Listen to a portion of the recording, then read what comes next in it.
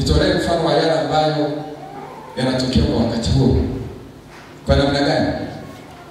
Nimekuagiza sasa.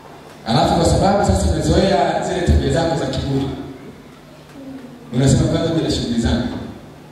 Tunaanza kubishana kwa wakati ule. Hakuna kitu kichafu kama hicho. Na wakina mama wengi wanaumia kwenye ndoa kwa sababu ya midomo yao.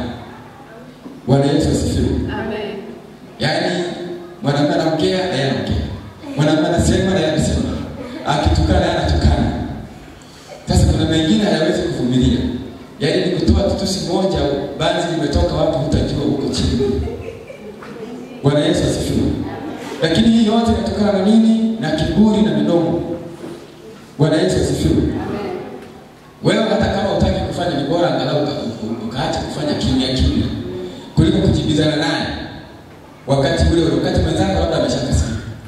Ni rahisi sana kupata madhara kupitia kile kiburi chako. Hayo ni madhara ambayo yanatokea kwa wakati huo. Lakini mengine Mungu yatakuja kukujibu mbele kwa mbele. Bwana Yesu asifiwe. Kwa wadada ambao hawajaolewa, unakuta ana kiburi na mitaani pale wanafahamu. Sasa unakosa bahati ya kuolewa kwa sababu ya kiburi chako. Hayo ni matokeo ama madhara ya kiburi ambayo yanajitokeza kwa muda huo huo. Bwana Yesu asifiwe. Amen. Jamani, kwa jinsi ambavyo tunaonyesha shida ilivyo kwenye kiburi, ni bora mtu akachukua hatua mapema. Hata kama ulikuwa nacho, ni bora ukajizoeza sasa kuwa nacho. Maana unajua tabia kishakomaa huwa kutoka huwa ni kazi.